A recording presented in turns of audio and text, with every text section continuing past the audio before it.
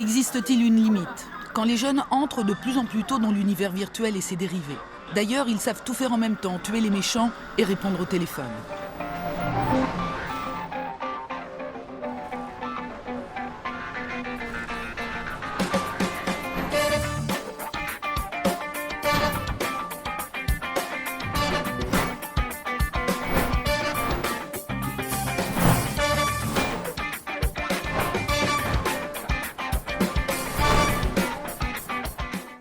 Et voilà, Onco Ziolo, il est là. Il est présent. Vous pouvez lui faire coucou. Il peut vous faire coucou. Notre ami Captain Café qui est là. Comment ça va déjà? Ça va bien, et vous? Bah nous Très, bien. très bien. Tu vois, c'est toujours comme si on sait pas causer avant, mais faut pas le dire. Ça c'est c'est des secrets de fabrication.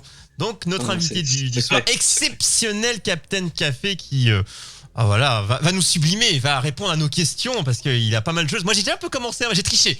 J'ai triché hier, il peut le confirmer, j'ai été bavard quand j'ai C'est vrai qu'on a été bavard hier un petit peu.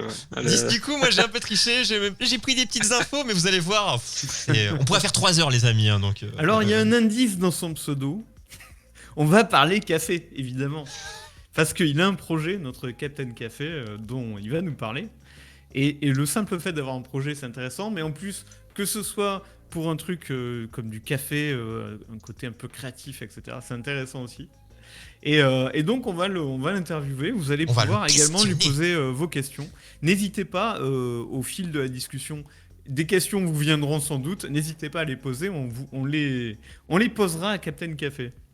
Il est là, il est à la questionnette. Messire, fait l'acquisition. On est dans les visiteurs. On est en plein dedans. Bon, je prends cette référence en film. Excusez-moi, mais il est très bien. J'aime bien. Est-ce que pour commencer, Captain Café, est-ce qu'il faut qu'on t'appelle Captain? Est-ce que ça te fait plaisir? Ouais, si tu veux, ouais, ça me dérange pas. Ça t'appelle Captain, d'accord. Moi, je trouve ça classe. C'est humble quand même. Ah, c'est pas amiral, donc ça va. Ah, bah. Non, ça va, mais ça va. j'aime bien Captain. Moi, je trouve ça classe. La force du café. Une marche à la fois. Tu vois. Et ça, peut-être, ça évoluera. Hein. Tu monteras en grade, peut-être, un jour. Mon commandant, mon général, General Kiofi. C'est classe. Donc, on va te poser quelques questions pour mieux te connaître. Parce que, donc, du coup, j'ai dit que tu avais un projet, que c'était intéressant. Mais d'abord, toi, Captain Café, qui es-tu? Quel âge as-tu? Quel est ton background? D'où tu viens? Alors, bon, c'est un peu compliqué, mais donc j'ai 32 ans et donc je reviens du Québec, là où j'ai appris beaucoup de choses pendant 1 an et demi au Québec. T'as pas pris l'accent? Mais surtout, non, j'ai pris certaines expressions, mais je m'en rends pas compte, donc peut-être t'hésites que pas, hein. certains reconnaîtront. D'accord. Je m'en rends pas compte du coup. Notez-les dans le chat, notez-les. Et ouais, en fait, alors je reviens de loin parce que à l'origine, j'ai fait des études en chimie fondamentale pour faire de la recherche, quoi. Donc, je suis parti vraiment de ça. D'accord. Et à la fin de mes études, à la fin de ma licence, je me suis dit bon, faire de la recherche, ça m'intéresse plus. Donc, je voulais travailler dans tout ce qui est en fait un peu les métiers de bouche, fabriquer en fait quelque chose de beau, quelque chose de haut de gamme pour faire plaisir aux gens. Et donc je suis parti vraiment pour travailler soit dans le vin, dans les spiritueux, dans la bière, et aussi pourquoi pas dans le café. Et puis bon, les choses ont fait que je me suis intéressé plus sur le café, mais j'étais quand même à 2 doigts il y a quelques années de me lancer dans la bière aussi. Donc j'aurais peut-être été appelé Captain Houblon ou quelque chose comme ça. Captain Houblon, mais oui. C'est très drôle ça. Pourquoi pas? Mais tu sais, un avenir, on sait jamais de quoi l'avenir est fait. Hein. C'est ça.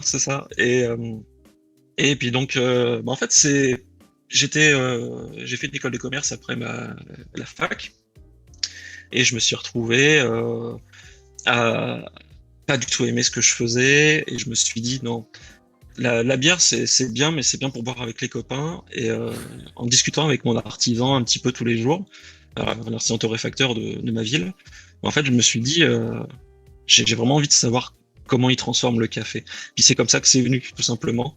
Il m'a montré un matin, je suis arrivé à 7h pour torréfier le café avec lui, et j'ai adoré ce que j'ai fait. Donc, et c'est la question que je me posais, c'est comment on peut évidemment s'intéresser à la torréfaction et au café, mais par contre pour apprendre, donc toi tu t'es rapproché d'un artisan en fait. Il n'y a pas de stage ou de... Enfin ça doit bien exister j'imagine. Mais la question que je me posais, c'est comment on apprend la méthode pour torréfier? C'est forcément chez un torréfacteur? Euh, ouais, je dirais Il n'y que a pas d'études de torréfacteur, si? Non, t'as pas d'études en fait. En fait, t'as des formations non officielles. Moi, j'en ai fait une à Montpellier, au CIRAD. Donc c'est un organisme qui est quand même assez mondialement connu. Mais sinon, t'as pas vraiment de formation, quoi. T'as des écoles du café un peu partout dans le monde, mais c'est toujours des organismes privés qui font ça. Oui, il Et en délivre pas général, quelque chose de reconnu par l'État, ouais. non, pas du tout. Mais même en France, c'est même les importateurs de café qui le font, quoi. Ouais. Ok.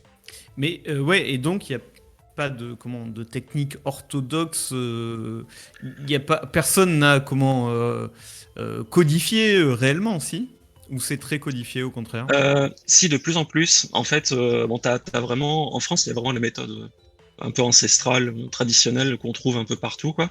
Où souvent, on va jouer avec l'odorat pour savoir où on en est dans notre torréfaction, etc.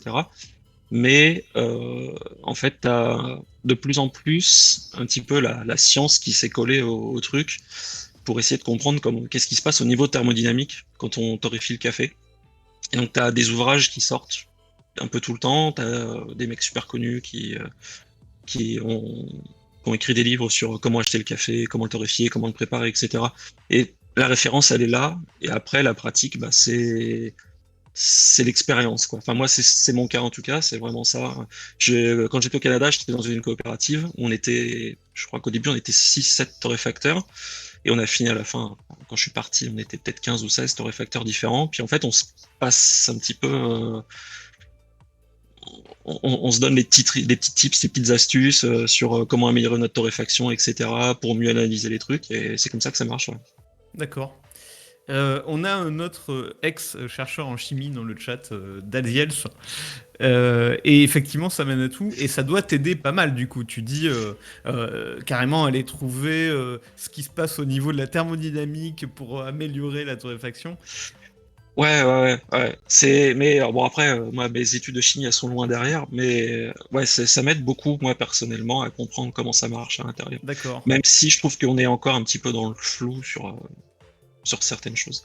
Et Mais donc, toujours dans ton background, tu dis que tu reviens du Québec. Est-ce qu'il y a une différence de technique ou une différence de café ou une différence tout court vraiment entre le Québec et la France?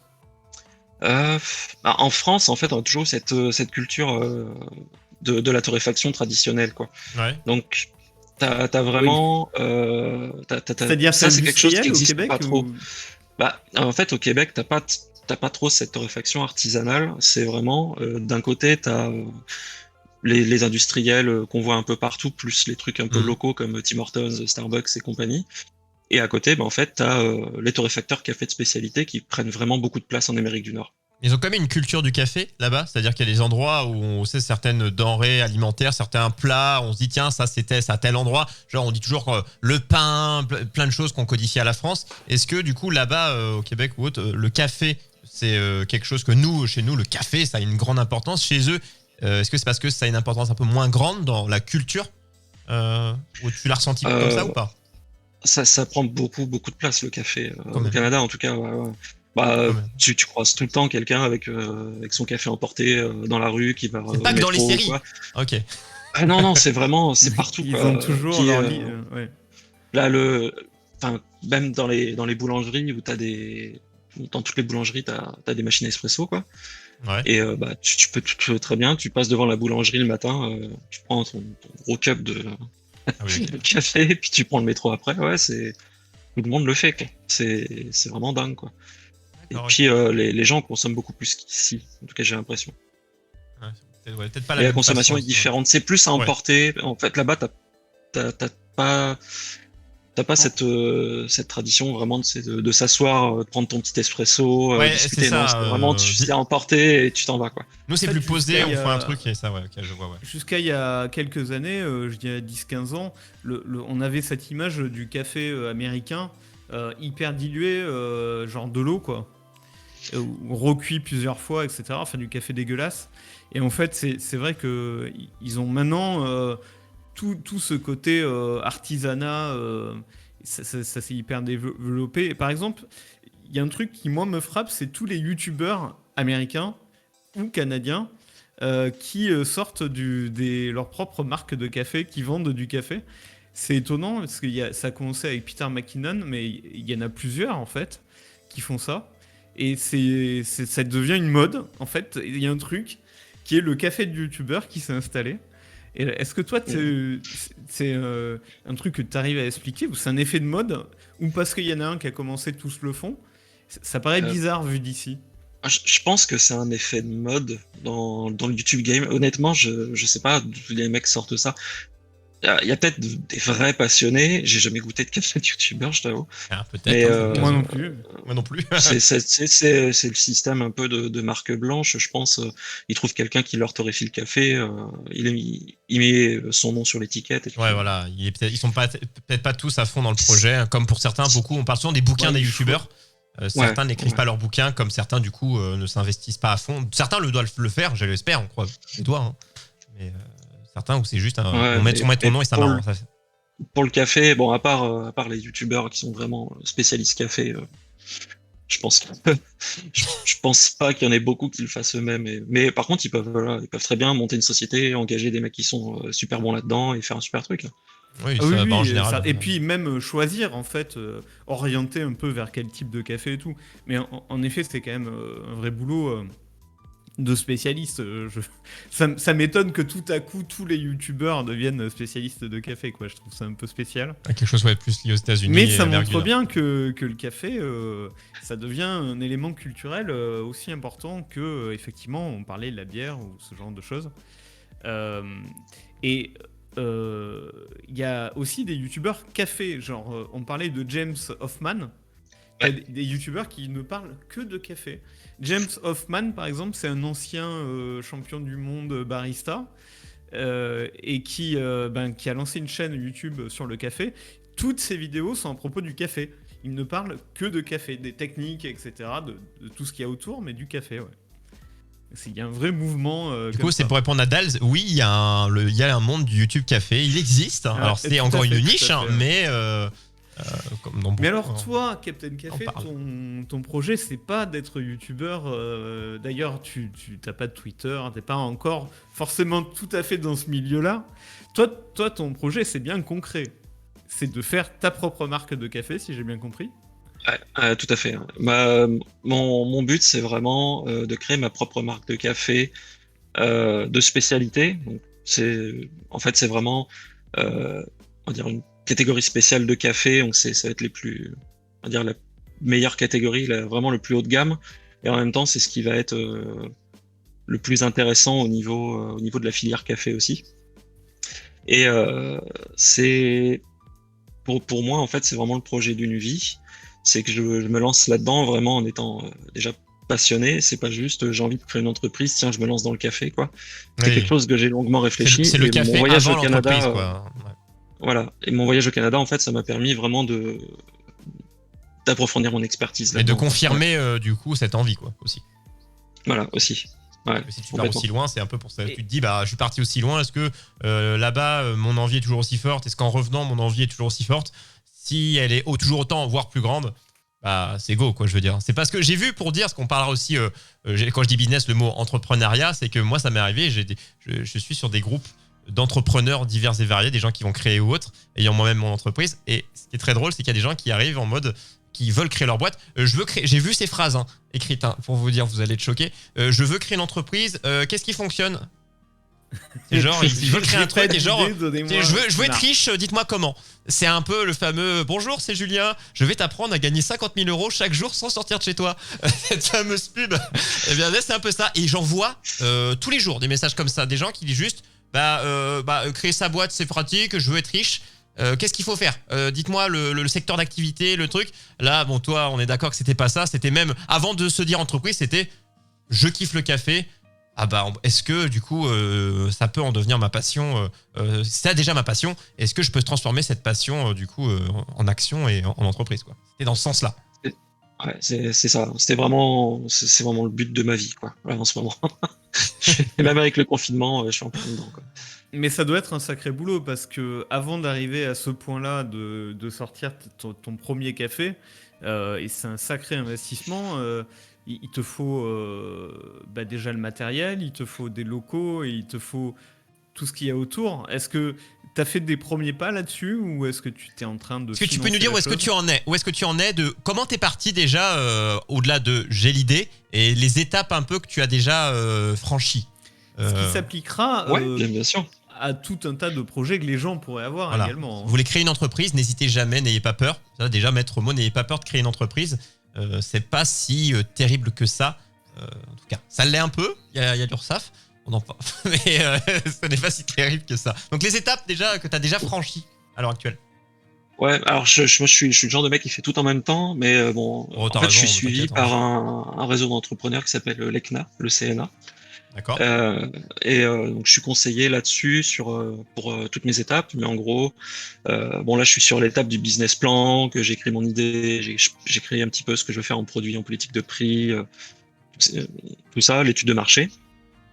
En même temps, je suis en train de construire mon prévisionnel financier sur toutes les charges que je vais avoir en créant l'entreprise, parce que bon, créer une entreprise, quand même déposer le nom, les statuts, déposer Oui, un d'ailleurs, nom de oui, marque, il y a, si on en a il une, y a une question chère. tu reprendras peut-être tout à l'heure dessus. Alors, c'est est-ce qu'on est-ce qu'il y avait un label ou équivalent pour du coup, est-ce que tu devras obtenir un label ou quelque chose d'équivalent pour ce type de café ou pas? Si on Je y peux répondre répondra. maintenant si. Bah, si- vas-y, dis-le, comme ça au moins on y viendra. Sinon, Bah, on oublie la en question. fait, pour le café de spécialité, il n'y a pas vraiment de label à avoir. C'est en fait faut bien choisir ses importateurs, hein, je dirais, parce que le café de spécialité, ça demande vraiment une certaine traçabilité.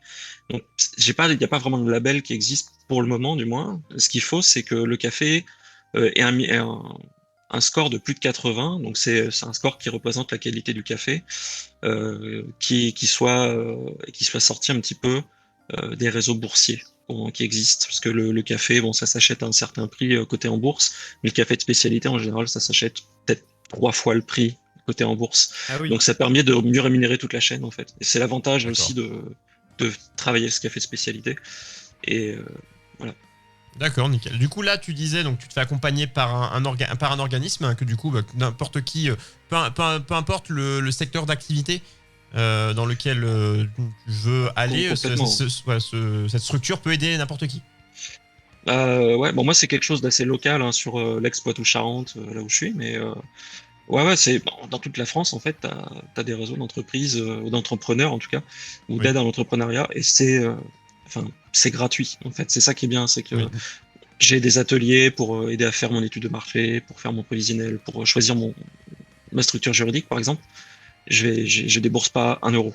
C'est juste du temps que je passe avec eux et Apprendre à c'est faire forcément un bilan bénéfique, quoi. comptable, enfin, plein de choses qu'on doit apprendre parce que Complètement, ouais. ce qu'on n'oublie pas, c'est que dans une entreprise, quand tu es chef d'entreprise, tu fais toujours deux métiers. Ton métier qui est toujours de faire un menuisier, il coupe son bois, il fait ses meubles, mais il fait ses factures, il gère les clients. Donc un chef d'entreprise, c'est deux métiers. Et chef d'entreprise, c'est un métier à part entière, sans parler de l'activité déjà. Donc ils t'apprennent déjà Voilà. toutes ces étapes de chef d'entreprise. C'est ça. C'est vraiment même avant d'être chef d'entreprise, c'est tout ce qu'il y a à faire avant aussi. Mais il y a une étape avant. Et puis vraiment, il te pousse à toujours faire mieux aussi. Parce que bon, pitcher un projet, ça peut tenir sur une feuille A4, mais une étude de marché, ça prend 15 pages, quoi. Parce Donc, qu'après, c'est les banques qu'il faut satisfaire. Quand les unités de voilà, marché, faut satisfaire les banques, banques. voir pour avoir des aides, que ce soit des prêts à taux zéro ou des aides. Oui, on de vraiment l'État, donne. de Faut mairie, montrer que ton départementale, projet est régionale. solide. C'est ça. Et moi, en fait, c'est vraiment ce réseau-là, cette entreprise, elle me conseille complètement et elle va me guider vers les bonnes aides, en fait, sur lesquelles j'ai le droit, etc. N'hésitez pas, vous avez compris déjà de base. La création de base ne coûte rien et les personnes qui pourraient potentiellement vous aider, il y a divers organismes il y en a des payants forcément, mais il faut toujours se tourner vers des choses qui sont gratuites, des fois parfois associatives, parfois autres. Donc toujours regardez des fois ce qu'il y a dans votre ville ou dans les villes alentours, hein, parce que peut-être dans votre petit village, peut-être pas, mais dans la grosse ville du coin, il y a forcément quelque chose qui existe, parce que l'entrepreneuriat, c'est quelque chose qui se développe de plus en plus, je trouve. Je vois de plus en plus de monde en disant qui en ont marre d'être salariés ou autres et qui créent leur entreprise. Du coup, les structures qui aident ces gens-là aussi grandissent, donc ne pas hésiter, ne pas avoir peur, et il n'y a pas de questions bêtes quand on va les voir. Au contraire, ils attendent que ça, parce que c'est leur but, parce que sinon ils ne servent à rien. Et alors, il y a un nouveau cas qui a été créé d'ailleurs pour les employés qui peuvent, dans certaines conditions, démissionner et toucher une partie du chômage si ils se reconvertissent, s'ils créent leur entreprise, etc. Je connais pas le détail, mais il me semble qu'il y a une Euh, nouvelle option qui est possible dans ce cas-là. alors oui, en fait, alors attends, j'ai perdu l'acronyme. Parce qu'en gros, t'as plusieurs aides par rapport au chômage, Pôle emploi, tout ça. Sur le fait que si t'entreprends, tu peux continuer à garder ton chômage, comme ça tu peux Oui, tu ne pas peux te rémunérer les premiers mois, par toucher exemple. d'avance quelques Voilà, mois de chômage, ouais. ou toucher d'avance pour pouvoir investir après. Mais alors ça, j'ai perdu l'acronyme, je me souviens plus du tout ce que c'est. Oui, ouais, C'est j'ai eu l'ARE, je crois. Mhm. il y a l'aide Alors, au retour, c'est l'aide au retour à l'emploi. Et C'est ça, ouais. il y a aussi, en fait, c'est soit tu as une somme qui t'arrive d'un coup pour ça, ou soit tu as voilà, des charges qui peuvent être réduites ou enfin nulles sur la première année et réduites et augmentées parce qu'il y a à prendre en compte l'auto-entreprise et les formes juridiques pour créer son entreprise. Elles sont maintenant, j'allais dire infinies, mais il y en a plein maintenant. Il y a pas juste, c'est pas juste une entreprise. Il faut bien choisir sa forme juridique. Ça, c'est le premier pas à faire. Souvent, on dit l'auto-entreprise pour tester, pour voir si le business est là, et c'est très réduit. Les risques sont quasi zéro quand on veut tester l'entrepreneuriat. Donc, l'auto-entreprise, c'est toujours bien la première année ou les 2 premières années. Et après, pour lancer les formes juridiques, mais il y a toujours des structures qui sont là pour accompagner sur savoir ne jamais se lancer tout seul, ne jamais se dire par fierté, je veux tout faire tout seul. Vous avez de grandes chances d'aller dans le mur si vous n'y connaissez rien. Donc faites-vous aider, les gens sont là pour ça et il n'y a pas à avoir honte. Se faire aider n'est pas honteux, au contraire, c'est des fois un courage de se dire allez, je m'entoure. Et c'est des fois même plus courageux de faire ça, donc entourez-vous des bonnes personnes. Et il y a des organismes, on le dit toujours, qui existent pour tout et sans débourser forcément de l'argent. Ah oui, c'est ça. Non, puis en plus, on n'a pas toutes les compétences, hein. Moi, en finance, en comptabilité, je suis nul. J'ai un cabinet comptable Ouais, c'est ça, hein. d'experts, quoi. T'auras des Qui a gens, pas Oui, compris. oui, tout à fait. t'auras ton expert comptable qui te fera même à l'avenir. Hein. Tu connais 2-3 trucs, mais Oui, après, voilà. tu fais le bilan, tu le donnes à ton expert comptable qui le fait, qui envoie tout et c'est bon, quoi. Je veux dire, c'est bien d'avoir des infos comme ça quand il te parle. T'as pas l'impression de parler un autre langage, un autre dialecte plutôt, mais c'est bien d'avoir C'est des ça. bases. Mais on peut C'est pas ça. être bon partout et quand on n'est pas bon à quelque chose, soit si c'est indispensable, on se forme, sinon on délègue, tout simplement. Mais là où tu as raison, c'est qu'on peut pas être bon que, par exemple, en café. Il faut développer le reste Aussi, ouais. aussi, C'est clairement. ça.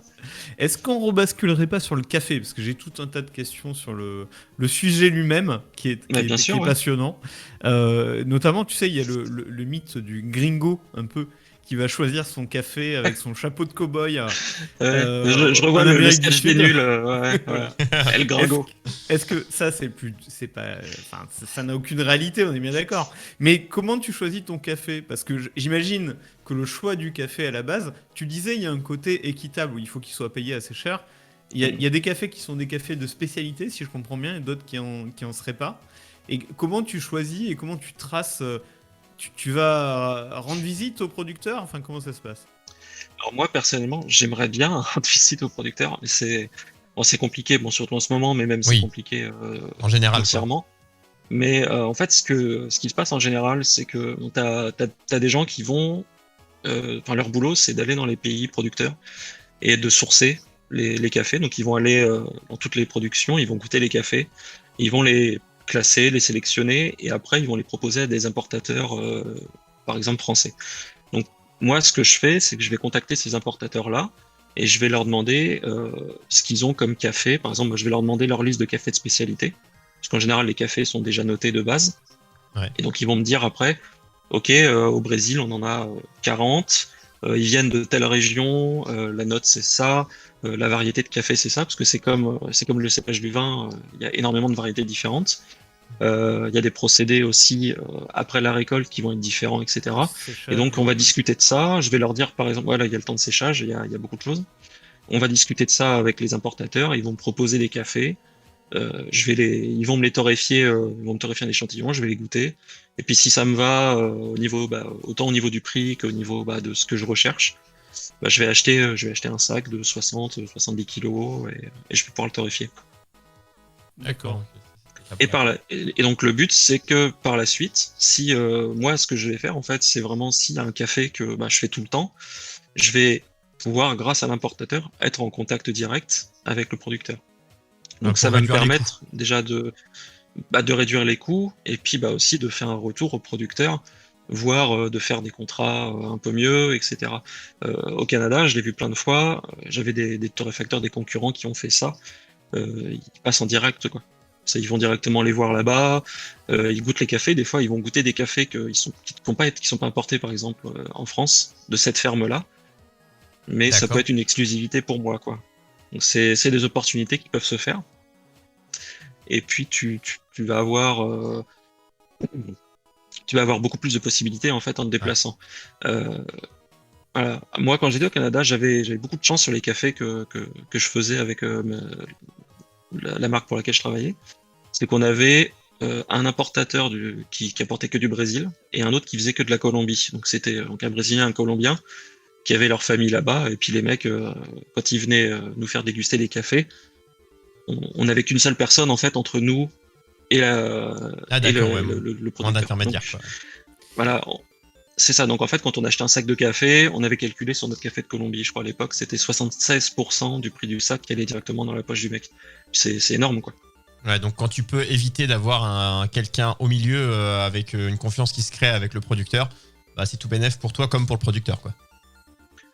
Ouais, c'est ça, c'est bénéf pour tout le monde. C'est ça, c'est totalement ça. J'aurais demandé, juste avant que l'eau poursuive, alors c'est la question en mode le gars qui découvre le café, moi je suis en mode café Nestlé, café... moi je suis néo, justement, je suis très... j'aime bien goûter différentes choses, mais bon, quand j'achète en général, je me renseigne pas, du coup, ce sera l'occasion d'avoir des longues discussions, même hors live. C'est en termes de pays pour toi, si... alors, ne t'inquiète pas, tu vas te fâcher avec aucun importateur, personne dans aucun pays, mais si tu dis, ce pays-là, tu sais qu'en général, c'est bien que ça peut changer, hein, le monde évolue, ce qu'il y avait aujourd'hui, il y a 20 ans, il y a 30 ans, 100 ans, et dans 200 ans, ce sera pas la même chose, mais là, aujourd'hui, un pays, tu dis, tiens, le café, ce pays-là. Je sais que c'est une question chelou, mais bon, je me dis, tiens... En fait, enfin, tu me diras si je me trompe, Captain Café, mais en fonction des climats, des altitudes, etc. Il y aura des goûts différents. Et des variétés, ça varie tellement que je pense qu'au sein d'un même pays, ça doit être très très différent. Même en fait, pour répondre un peu en même temps à vos deux questions, c'est que pour moi, en fait, le pays dont je pourrais jamais me passer, c'est la Colombie. D'accord. Parce que, en fait, il y a à peu près toutes les variétés de café en Colombie. Je pense que c'est possible de toutes les trouver quasiment, sauf les peut-être 2-3 qui sont sortis dernièrement, qui ont été trouvés dernièrement, par exemple au Yémen. Mais je pense honnêtement, en Colombie, tu peux trouver d'autres choses, mais on les évoquera pas parce que c'était pas légal. Mais par contre, le café, c'est très fourni. C'est ça. Franchement, les cafés de Colombie, à chaque fois que j'en goûte un, tu peux avoir des arômes complètement différents, des variétés complètement différentes. Pour moi, c'est un des pays qu'il faudrait vraiment. Je pense qu'il faut goûter au moins une fois dans sa vie. C'est ça, quoi. Après, si tu veux, si tu veux vraiment quelque chose d'exceptionnel, bon, t'as d'autres possibilités, quoi. Là, il y a des cafés du Panama, ils sont faits phénoménaux, quoi. Ok. Par exemple. Et les cafés, il y a d'autres pays de tradition de café, par exemple, je pense à l'Éthiopie, où ils ont carrément une cérémonie du café, comme les Japonais ont une cérémonie du thé. Mais évidemment, ils ont une façon complètement différente de le préparer. Mais est-ce que c'est des cafés de qualité à la base, les cafés de cette partie-là de l'Afrique? Alors, l'Éthiopie, c'est particulier parce que c'est des variétés qui sont ancestrales. Parce que la plupart des variétés de café que tu vas trouver ailleurs, elles viennent d'Éthiopie. En fait, c'est des mutations, si tu veux, de la plante qui sont faites avec le temps dans d'autres pays avec des conditions différentes. L'Éthiopie, en c'est général, l'origine du café mondial, en gros.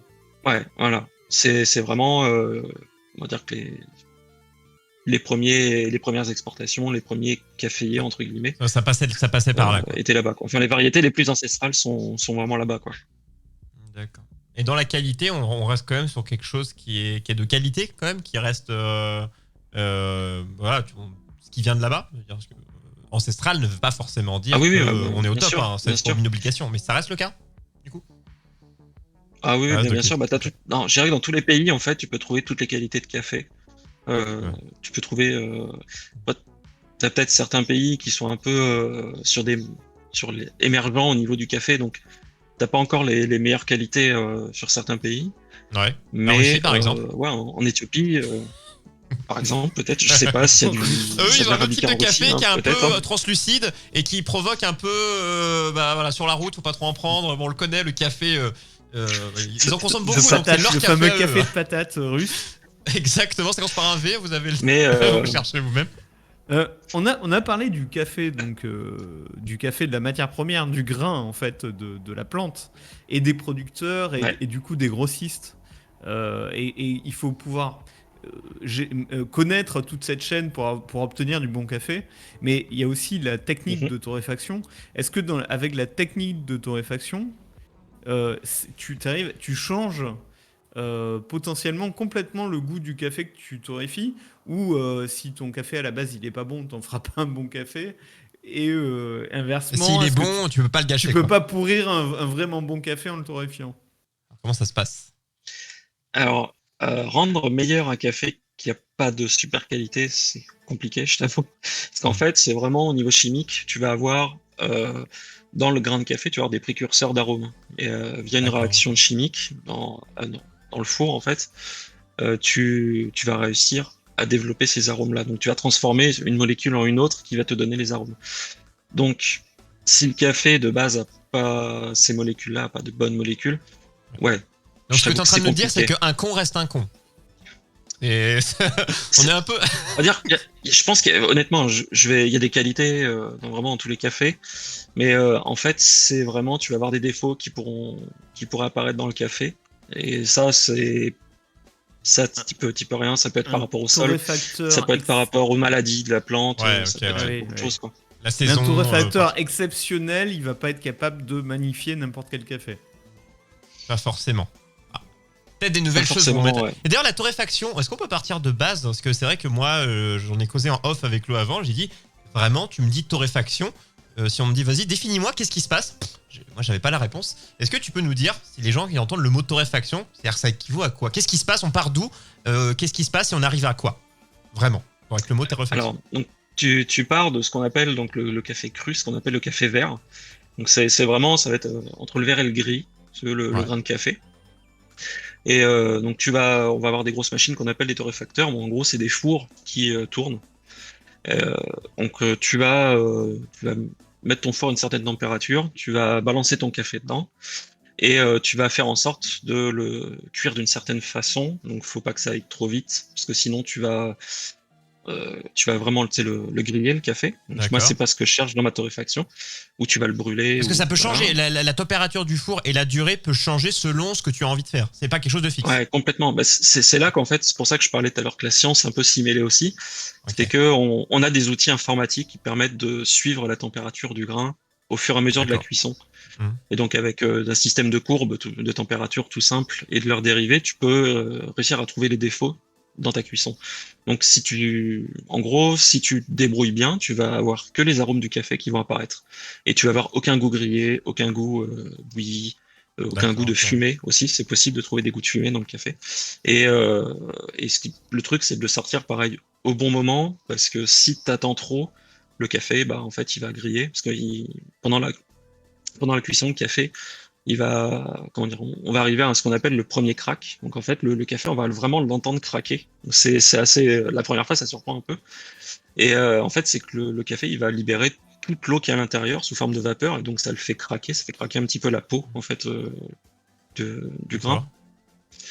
Et en fait, si tu continues et de le chauffer et trop, il va craquer une deuxième fois, et en fait, ça va donner un espèce d'aspect huileux au café. Et en fait, le second crack, ça veut dire donc déjà qu'en général, t'es allé trop loin sur la cuisson. C'est trop tard. Ah, quand ça craque Voilà, déjà, quand ça craque deux fois dans la vie, c'est jamais bon. Hein. c'est ça. Et en plus, bon, bah, en fait, c'est que donc, t'as plus d'eau, puisque forcément, tout est sorti au premier crack. Mais au deuxième crack, tu vas avoir tout ce qui est corps gras, en fait, qui va sortir du café. Et en général, ça peut aussi se développer après tu peux développer de l'acrylamide. Et donc l'acrylamide, c'est un petit peu cancérigène, donc il faut faire attention à la cuisson à ce niveau-là. D'accord, ok. Donc, Donc ouais, tu le peux café, complètement rater, hein. Ça c'est donc possible. Tu peux Et avec- complètement rater. Même avec du bon café, en fait, si tu t'y prends mal. Même si t'as le meilleur café du monde, si tu t'y prends mal, tu peux le louper. Mais il faisait Après, comment à l'époque si- sans outils technologiques? Il faisait comment les books sans PC, sans rien Alors, quoi? ben, C'était au feeling. c'était à il l'odeur? connaît- C'était au feeling? Ah À mais l'odeur à, aussi, à sans l'époque, doute. bah, il y a encore beaucoup de torréfacteurs en France qui travaillent comme ça. On a en fait une espèce de, je sais même pas comment on appelle ça en France. On a un truc pour prélever en fait le café pendant la cuisson. Et si tu veux, tu peux regarder ton grain, la couleur qu'il a, tu peux le sentir, etc. Et à l'époque, ça te permettait de savoir où t'en es dans ta cuisson.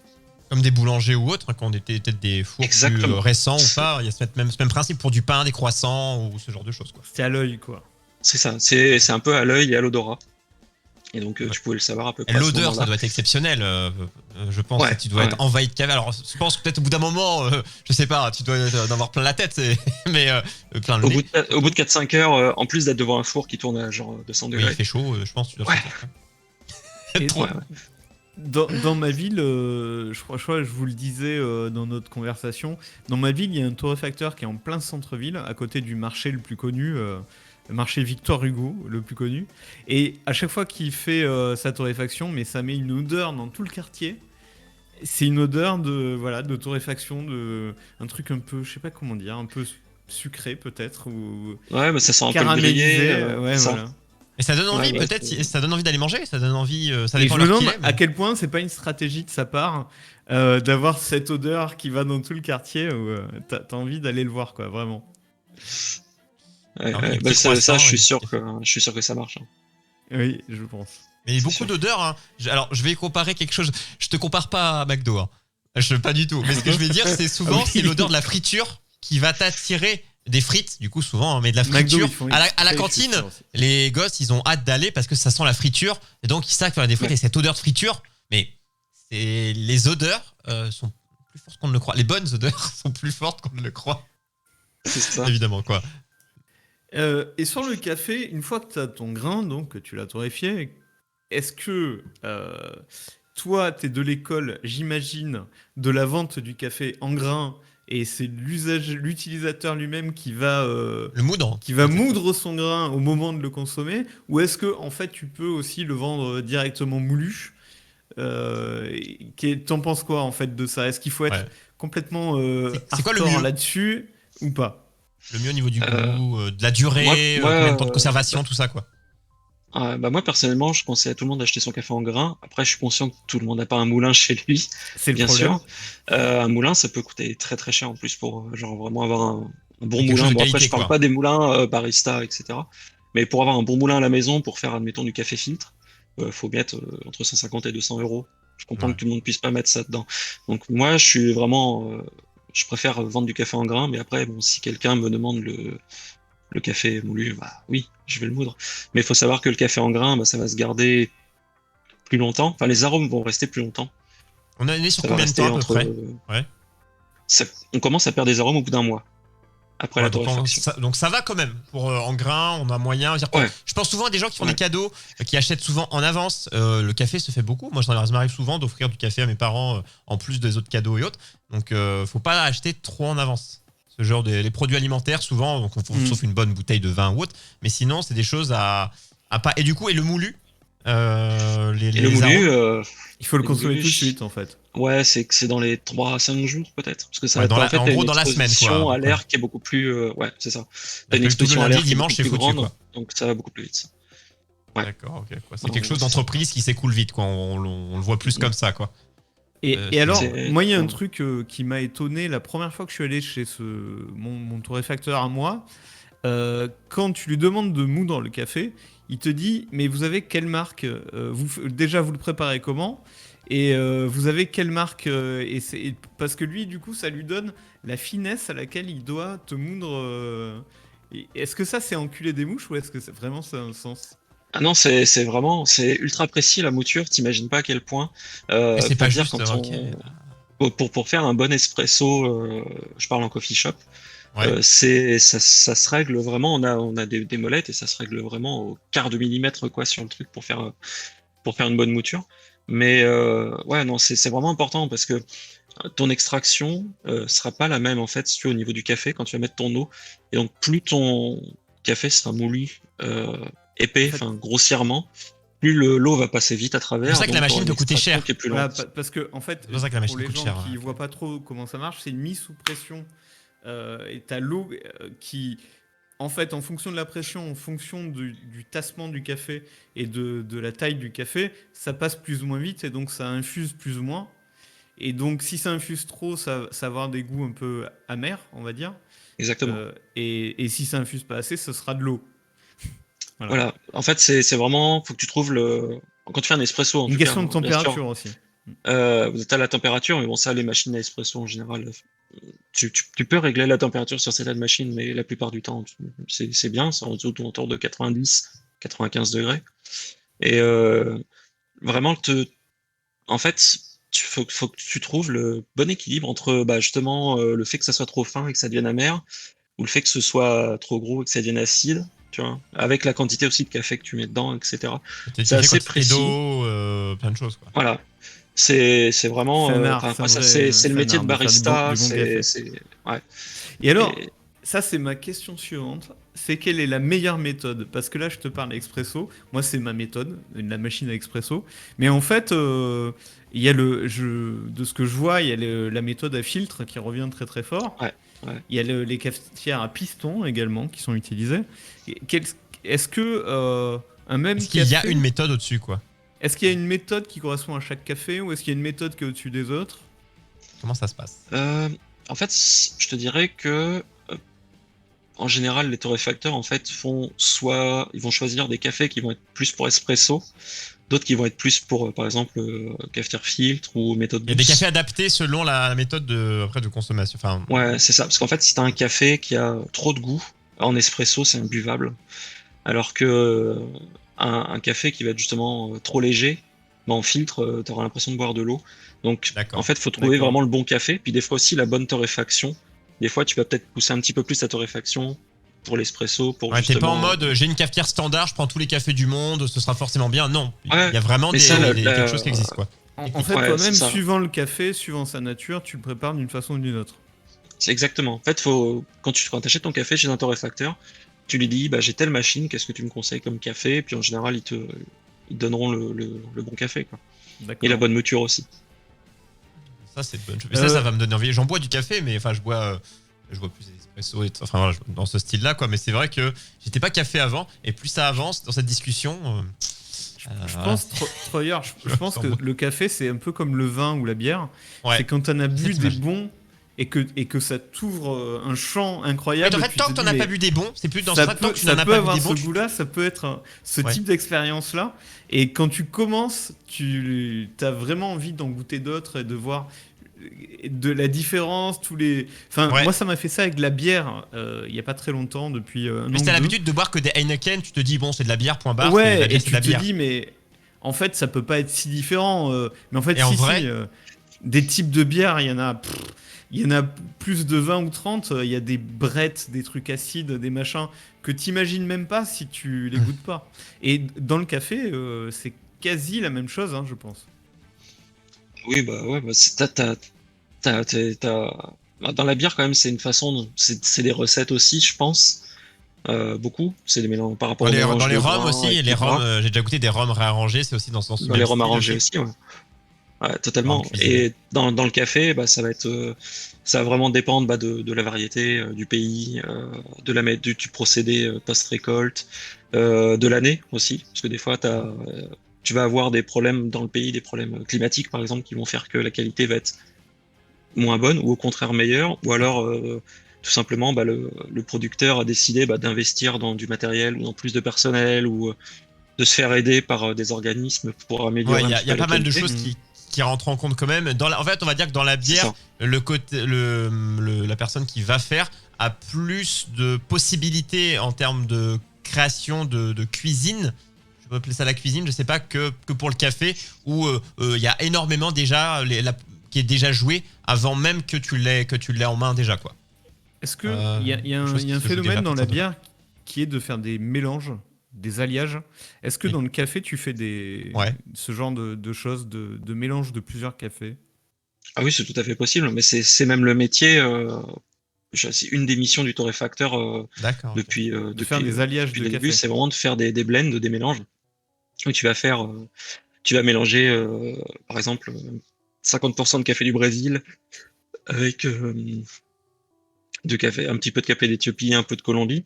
Et en fait, si tu veux, tu vas. Alors, ce que moi je trouve dommage, c'est que tu vas perdre un peu l'identité de chacun, mais tu vas créer quelque chose de nouveau en fait, Faut trouver au le niveau bon des arômes. dosage, quoi, pour pas non plus se Voilà, dire. C'est comme un plat. C'est pas plus on met plein de bonnes choses qui va être bon, mais c'est avec de belles associations sans qu'elles soient trop nombreuses qu'on va réussir. Et c'est ton but aussi de créer, c'est-à-dire des choses que tu vas inventer. Voilà, dire ça, ce goût-là Ouais, un est côté inédit. cuisine, un côté recette, Voilà. ouais. Il y a, c'est ça. je le disais que c'était quand même moins, parce que du coup j'ai cette idée du rhum et de la bière, je le situe très bien, et moins dans le café, mais il est quand même assez présent, c'est-à-dire que tu es quand même créateur. Tu n'es pas que j'ai extrait, je vends. On en est bien d'accord, il y a quand même de la vraie création pour avoir quelque chose C'est ça. d'unique C'est, s'ils viennent tu chez peux toi. proposer ce genre de mélange, ouais, totalement. D'accord. Que tu feras et que tu auras hâte avec tout ton parcours scolaire qui en est un peu lié. Et oui, Quand même, il est encore là, il reste en derrière de la tête quand même. totalement. Voilà. On Et n'oublie donc, pas. à quel moment on pourra enfin t'acheter du café? Est-ce que Voilà. peut-être c'est déjà possible? Et Alors est-ce que pour tu comptes l'instant, avoir des c'est pas locaux, possible. tout ça? Non, pour l'instant, c'est pas possible. Voilà, Alors, avec le confinement, je t'avoue, c'est un peu tout ralenti. alors, c'est quoi les étapes à Mais venir là pour toi? Vas-y. là, pour moi, mes étapes, ça va être de commencer à acheter du petit matériel. Bon, ça va me coûter quand même plusieurs milliers d'euros, mais bon, Investissement avoir un bon moulin, personnel par exemple, pro. ou emprunt bancaire? On parle Au entreprise début, un peu ça en va même être, temps. au début, ça va être personnel, et puis après, de toute façon, enfin, le jour Il y où aura j'ai pas le besoin de m'acheter un torréfacteur, la machine, bah, prêt ça va bancaire aller dans les obligé quoi. 30 000 euros, quoi. Donc, Ouais, je suis donc obligé de. obligé quoi. Et puis, Ce qui bah, est pour normal acheter hein, le les prêts bancaires. stock, etc., C'est avoir un normal. local. Non, ça demande. Qu'est-ce qui se passe. Ah, tu Ça, as des ça, choses ça- qui craquent, ça y est. ouais, SFR, reviens. c'est ça, c'est faire qui m'attaque Les encore. problèmes, ils t'envoient Euh, des espions. euh, oui, donc Vas-y. c'est vraiment pour l'instant c'est des investissements surtout de temps. Et après ça va être et du petit matériel. Puis après là surtout il va y avoir le gros matériel qui va arriver, plus le lancement, tout ça. Mais là pour l'instant j'ai pas de café à proposer. Je suis déjà en contact avec des importateurs, mais c'est juste pour pouvoir faire mon prévisionnel. Dans les prochains mois, quand je serai prêt, je vais commencer à déguster les cafés. Et Tu aimerais après donc te je lancer pourrais. quand idéalement, si tu. Alors, je sais, peut-être tu n'as pas de date, mais peut-être sur des tranches de 6 mois, tu peux dire, mais idéalement, tu te dirais, bah, j'aimerais pouvoir proposer du café à ce moment-là, fin 2021, début 2021, début 2022. Comment, toi, idéalement, alors. Évidemment, il y a le Covid, il y a plein de choses qui rentrent en compte, et même la vie en C'est général, ça. hein, sans Covid. Idéalement, t'aimerais que ça se passe à quel moment, à peu près? Qu'on sache. Idéalement, moi j'aimerais vraiment que ce soit premier semestre 2021 quoi. Ah Ah, donc, C'est donc, très très donc, bientôt, ouais, en fait. très très bientôt, mine de rien.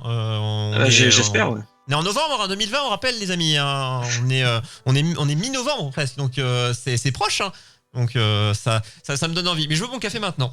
Tu te débrouilles. Alors moi, je te conseille un truc, c'est de démarcher des youtubeurs pour faire des associations comme ça et vendre du café des youtubeurs, parce que ça a l'air de super bien marcher. C'est ça, je vais leur proposer mes services, Et pourquoi voilà, pas. tout à fait, mais carrément, En vrai, tu leur offres un l'époque paquet, actuelle, tu leur dis voilà, les influenceurs, moi je ne pense que pas ça marchera très bien. ne pas ignorer les influenceurs, bien les sélectionner. Pas prendre n'importe qui, parce que même s'ils sont reconnus, ça peut te faire une mauvaise image de marque. On avait discuté en off de ça, mais bien sélectionner des gens avec qui tu es en accord, j'allais dire, pas psychologiquement, mais voilà, dans l'esprit, tu es en accord déjà avec ce qu'ils font et avec leur façon d'être, et ça peut que bien se passer. Je vais passer dans le chat du coup, ce que pour l'instant, pour les gens, pour te suivre, il y a pour l'instant rien dans le lien que je vais passer. On va donner ton Instagram dans le chat, comme ça il Merci. sera présent. Si, Hop, si un je jour le il y a un colle. café YOLO Show, on vous préviendra aussi. Je le colle dès maintenant. Donc pour l'instant, il n'y a rien, mais c'est à partir de celui-ci. Et après, tu en créeras d'autres. Enfin, tu vas créer tout quelque chose. Il y aura un site internet, il y aura des choses qui vont venir forcément au fur et à mesure que l'entreprise grandira. Bon, c'est un peu son but, c'est de grandir, c'est de partir d'en bas et de monter. Il y aura des choses qui vont arriver hein, sur cet Instagram. Donc n'hésitez pas à déjà le suivre et à suivre, c'est ce que je dis toujours, à suivre ton histoire. Parce que là, tu en es au tout début. On va dire l'épopée, elle commence et elle va prendre une belle montée dans du coup quelques mois maintenant et on espère que la montée continuera et que entre guillemets tu ne verras jamais le haut tellement tu vas continuer de grimper. Vraiment c'est tout ce qu'on peut Et te il faut souhaiter. que tu nous tiennes au courant, évidemment. Nous, on va suivre ça Ouais. d'un peu loin. Et tu reviendras, on te réinvitera pour parler un peu de l'avancée du projet. On en parlera nous-mêmes des fois, tu nous enverras des petits messages et on pourra un peu call pour dire si tu lances un site, si tu lances un truc, s'il y a des choses, si tu lances peut-être un moment un financement participatif, peut-être, hein, ce n'est pas honteux. Je veux dire, se faire aider, ce n'est jamais honteux, je l'ai dit, peu importe, entre guillemets, peu importe la manière, évidemment. Mais s'il y a des nouvelles, nous on en parlera dans l'émission, hein. Et quand il y aura des gros paliers franchis, tu reviendras pour dire bah voilà ce que j'ai à raconter maintenant. Et quand tu seras bien lancé, revenir de temps en temps participer. Si ça t'a plu évidemment, hein, parce que si tu dis après c'était deux connards et je ne veux plus jamais les voir. Mais en tout cas tu seras le bienvenu pour revenir nous parler de ton aventure parce qu'on est au début. Moi j'aime bien savoir la fin de l'histoire, enfin le milieu et qu'il n'y ait jamais de fin justement. Ça continue. Mais ce sera avec plaisir. En tout cas, si vous voulez le suivre, je vous redis l'Instagram. Donc, pour le retrouver, je le dis bien à l'oral, comme ça au moins pour ceux qui écouteront le podcast en audio. Donc, Marc _ donc tiré du bas, café sans accent. Hein, n'oubliez pas, dans les liens, il n'y a pas d'accent. Il y en a qu'on met encore, j'en connais. Ne mettez pas d'accent dans des liens, ça ne sert à rien. Donc, Marc _ du bas, café _ du bas. Alors, Enthusiast, donc ENTHUSIAST. Donc, Marc _ du bas, café, donc sans accent, donc café. _ du bas enthousiaste ENTHUSIAST sur Instagram. Donc pour l'instant évidemment il n'y a pas grand chose, mais suivez-le déjà et comme ça vous verrez évoluer cette jeune entreprise qui va venir à devenir quelque chose, une multinationale. Allez, on le vise, on le signe. Le futur Elon Musk du café, il est là, il est parmi nous. Voilà. Et comme merci ça, au moins, à toi pour cette c'est signé. interview, le premier invité de la saison. C'était un plaisir. Ouais, c'est ça, tu as... Merci de l'invitation, puis merci à Woody aussi d'avoir parlé de moi. C'est très sympa. Woody qui est là une fois par mois pour nous parler de son podcast, évidemment, lui aussi. Vous avez tous du mérite à faire des choses, les gars. Hein. Lui qui nous parlera aussi d'une aventure qu'il est en train de mener pour fabriquer des petites choses en bois. Est-ce qu'il y aura de l'importance ? Oui, je pense. Je pense qu'il y aura beaucoup de choses à dire aussi sur son projet. On dit pas grand-chose parce que il est dessus, mais il viendra en parler vraiment, pas en chroniqueur, vraiment en mode c'est mon projet. Il est en train lui aussi futurement de créer un projet, une entreprise. Donc lui aussi créer une boîte. N'hésitez pas vous-même si vous avez des idées de projet, lancez-vous. Si vous ne ferez rien, si vous restez assis à ne rien faire.